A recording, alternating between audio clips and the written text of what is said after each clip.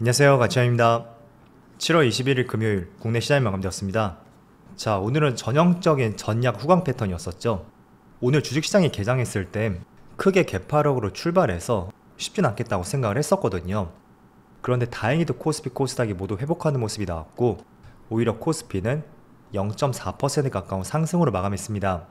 그리고 동시호가에도 상승이 나오면서 오늘 최고가에서 마무리가 되었어요. 또 2600포인트도 결국에는 지켜주면서 마무리가 되었죠. 또 코스닥도 마찬가지로 비슷한 흐름이 나왔고요. 오늘 0.3% 상승으로 마감했습니다. 그래서 오늘 금요일장인 것을 감안해 본다면 굉장히 좋게 마무리되었다고 생각이 되고요. 또 이어서 코스피 상위 종목들의 흐름을 보면 오늘은 반도체 관련주의 흐름이 그렇게 좋지는 않았습니다. 삼성전자와 하이닉스가 1% 가까운 하락이 나왔고, 그리고 반도체 업종을 제외한다면 현대차를 제외하고 모두 빨간불이 들어왔네요.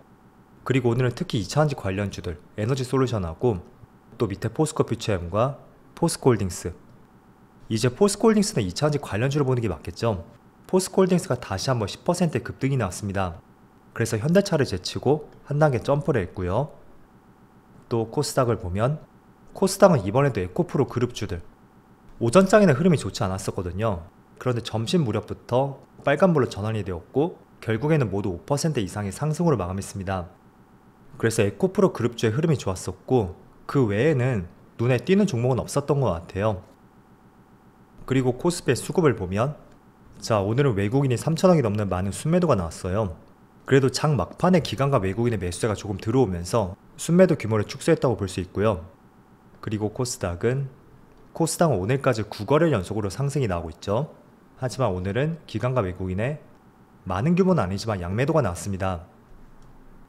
그리고 삼성전자 오늘까지 5거래일 연속으로 하락이 나오고 있고, 또 외국인의 수급은 오랜만에 3천억 가까운 많은 순매도가 나왔습니다. 그리고 SK하이닉스는 하이닉스도 외국인의 많은 순매도가 나왔고요. 또 오늘 50만원을 돌파했던 포스코홀딩스 수급 자체는 그렇게 썩 좋지가 않아요. 외국인과 기관은 많은 순매도가 나오고 있지만 최근에 계속해서 강한 상승이 나오고 있습니다. 하지만 연초 에코프로 그룹주의 흐름을 보셨듯이 기관과 외국인의 매도 포지션이 잡혀있다고 해도 집중만 된다면 또 크게 상승이 나올 수가 있고, 또 이런 흐름이라면 쇼커버링까지도 기대를 해볼 수도 있다고 생각이 돼요. 그리고 오늘 또 좋은 흐름이 나왔었던 LG에너지솔루션 역시 기관과 외국인의 양매수가 들어왔었네요. 자, 이어서 주차별 매매 동향에 대해서 살펴보도록 하겠습니다. 7월 21일 외국인이 가장 많이 매수한 종목은 에코프로 BM, 금양, LG에너지솔루션, 포스코퓨처엠. 자, 모두 2차전지 관련주를 매수했고 굉장히 2차전지 내에서도 다양하게 매수를 했어요. 배터리셀 기업, 양극재, 그리고 리튬 관련주 이렇게 포진해 있죠. 그리고 기관은 유한양행, 삼성전자, 삼성바이오로직스, S오일. 기관은 전반적으로 다양한 업종들을 매수했었네요. 자, 이어서 해외 증시를 보면 전날 미국 증시가 모처럼 크게 하락이 나왔어요. S&P 500이 0.7% 하락이 나왔고, 무엇보다 나스닥이 어제는 2% 급락이 나왔습니다. 그리고 다우지수는 상대적으로 조금은 강세 흐름이 나왔었죠. 자, 일단 나스닥 같은 경우에는 기술주들이 굉장히 많이 포진해 있어요. 그래서 나스닥이 하락했다는 것은 높은 확률로 반도체 지수도 하락했을 가능성이 있고, 또 수많은 빅테크 기업들, 그런 기업들의 하락이 나왔을 것입니다. 일단 어제 나스닥이 하락이 나왔던 주된 이유가 몇 가지 기사들을 제가 찾아봤거든요. 주된 내용은 기업들의 실적이 그렇게 썩 좋지 않았다. 이게 전반적인 주류의 의견이었습니다. 대만의 TSMC도 실적 발표가 있었는데 4년 만에 분기 수익이 감소했고 TSMC마저도 반도체 시장 불황을 비껴가지 못했다는 의견이 있었습니다. 그리고 전날 말씀드렸었던 테슬라도 한몫을 했었겠죠.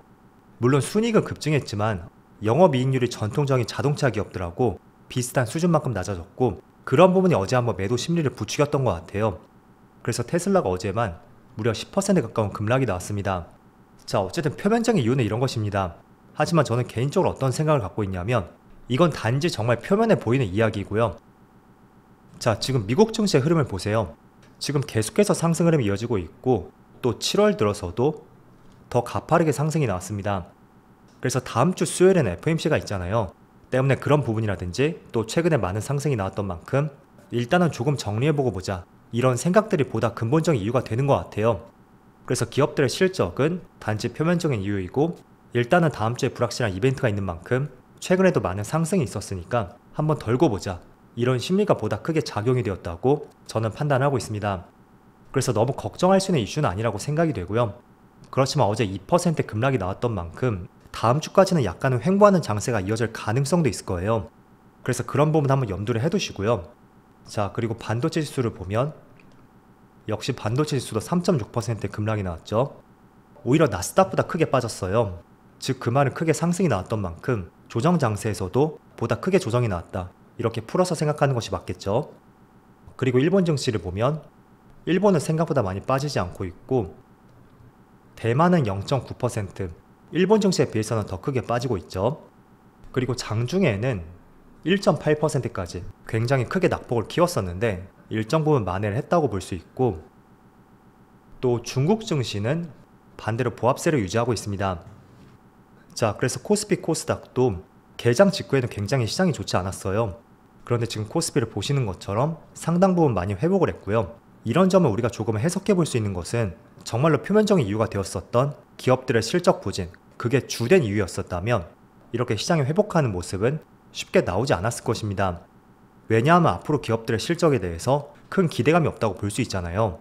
하지만 이런 실적이 나왔음에도 불구하고 하반기에는 보다 개선될 가능성이 높고 그런 부분에 시장이 조금 더 포커스를 맞추었기 때문에 오전장에 크게 급락이 나왔지만 일정 부분 만회를 했다고 보시면 될 것 같아요. 자, 그래서 반도체 업종을 중심으로 오늘 많은 종목들이 조금은 크게 빠지고 있어요. 하지만 저는 소음에 불과하다고 생각이 되고요. 또 하이닉스에서는 오늘 이런 발표가 있었거든요. AI 반도체에 들어가는 HBM, 그리고 차세대 메모리 반도체죠. DDR5의 매출이 내년에는 2배 이상 증가할 것이라는 발표를 하였습니다. 자, 그래서 단순히 매출이 2배 느는 것에 그치지 않을 것이고요. HBM 같은 경우에는 굉장히 수익성이 뛰어나거든요. 그래서 매출이 2배 증가한다면 영업이익은 보다 크게 증가할 것이고, 또 AI 쪽이 확대가 됨에 따라서 그 매출 비중은 보다 크게 증가할 것이라고 저는 판단하고 있어요. 그래서 오늘 하락이 나왔다고 해서 너무 크게 걱정할 수 있는 요소는 아니라고 생각이 되고요. 그런 면에서 우리가 한번 주목해 볼 수 있는 것은 제가 계속 강조를 해드리고 있는 부분인데, 우리가 투자를 할 때 어떤 업황에 집중을 해야 되는지 그런 부분을 제가 많이 강조해드리고 있잖아요. 자, 최근에 루닛이라는 종목 아시죠? 최근에 이 종목이 크게 상승이 나오고 있습니다. 이 기업의 홈페이지를 들어가 보면 인공지능 기술을 활용해서 암을 정복한다 라는 슬로건이 걸려 있어요. 즉 의료 AI 기업의 루닛이 암을 조기 진단할 수가 있고, 또 그걸 넘어서 AI를 활용해서 신약 개발까지 다양한 분야로 사업을 넓힐 수 있는 만큼 그런 부분 때문에 최근에 주가 흐름이 굉장히 강세 흐름이 나온다고 볼 수 있습니다. 자, 그래서 지금 이 종목을 보면 오늘은 6% 가까운 하락이 나오고 있지만 그래도 전체적으로 올 초에 3만원에서 17만원까지 거의 5배 가까이 상승이 나왔고, 제가 이 종목을 매수하자고 말씀을 드리는 것은 아니에요. 이 종목이 왜 상승이 나왔고 그 이유를 한번 집중해 보면서 관련 업종들이 어떤 것이 있고 또 나는 어떻게 생각을 가져봐야 되는지 그런 점들을 강조해 드리는 것입니다. 자, 그래서 이제 우리가 AI를 활용해서 어떤 부분에 접목시킬 수가 있고 어떤 기업들의 수혜를 볼 수 있는지 그런 부분을 계속해서 한번 찾아봐야 될 것 같아요. 그래서 여기 나와 있는 기사를 보시더라도 인공지능을 활용해서 신약 개발하는 시장 규모가 매년 45% 가까이 성장할 것이고, 또 중소형 기업들 뿐만 아니라 LG, 카카오, 또 미국에는 엔비디아, 구글, 메타까지 글로벌 기업들이 뛰어들고 있다는 것을 집중을 해보셔야 됩니다. 그래서 최근에 엔비디아 같은 경우에도 AI를 활용한 신약 개발사에 무려 5천만 달러를 투자를 했었거든요. 그래서 AI 신약 개발 기업들 한번 주목할 필요가 있다고 생각이 되고, 그 기업의 중심에는 조금 전에 보셨던 루닛이라든지 신테카 바이오, 그리고 아이센스, JLK, 딥노이드, 또 동훈아나텍 이런 기업들 찾아보니까 이런 종목들이 있더라고요. 그래서 내용들이 필히 한번 살펴보시고요. 그리고 추가적인 기사를 보면 제가 최근에 AI를 활용해서 어떤 분야에 접목시킬 수 있는지 그런 부분을 계속 강조해드리고 있어요. 조금 전 AI 신약 개발도 마찬가지였고요. 자, 그런데 오늘 나온 기사를 보니까 이제는 AI를 활용해서 콘텐츠를 생산할 수 있는 기자까지 나올 것이라는 전망이 있습니다. 그래서 이게 어떻게 수익성으로 연결될지 모르겠지만 제가 말씀을 드리는 부분은 이런 것이거든요. AI를 활용해서 산업이 어떻게 전개가 될 것이고 거기에 속한 기업들이 무엇이 있는지 그런 것들을 꼭 한번 찾아보자는 것이에요. 자, 역사를 조금 거슬러 올라가 보면 2000년대 있죠? 이때를 전후로 해서는 본격적으로 PC가 보급이 되었고 인터넷이 확대가 되던 시장이었습니다. 그래서 2000년 초반쯤에 오히려 IT에 버블이 끼었고, 물론 그 직후에는 급락이 나왔지만 그 전까지는 인터넷을 활용하는 기업들, 그런 기업들의 어마어마한 성장이 있었어요. 그리고 조금 더 거슬러 올라가 보면 2010년, 이때는 스마트폰이 나왔고, 그로 인해 삼성전자라든지 또 카메라 모듈 기업들, 또 많은 반도체 기업들, 그런 기업들의 또 한 번의 랠리가 있었습니다. 자, 그래서 지금은 2023년이잖아요. 그래서 그 주도권을 저는 AI가 가져갈 것이라고 생각이 되고요. 때문에 저는 이런 기회를 놓칠 수는 없다고 생각이 돼요. 그래서 AI를 활용해서 어떤 산업이 지금 떠오르고 있고, 또 그 안에는 어떤 종목들이 있는지, 그런 것들을 한번 검색을 해보시면서 여러 가지 기사를 추려보는 것을 권장해 드리겠습니다. 그래서 올 하반기라든지 최소한 내년까지는 AI가 시장을 이끌 것이라고 판단이 되고요. 또 그런 면에서 국내 기업 네이버도 올해 안에 AI 챗봇을 공개하겠다는 발표가 있었잖아요. 그래서 많이 찾아보는 만큼 정보도 습득할 수 있다고 생각이 되니까 한번 주말을 활용해서 여러 가지 기사들을 찾아보는 것을 권장해 드릴게요. 자, 이번 주는 제가 이틀 동안의 휴가를 다녀와서 굉장히 짧게 느껴졌어요. 모두 주말에 즐거운 시간 되시고요. 저는 다음 주 월요일 영상에서 다시 찾아뵙도록 하겠습니다. 감사합니다.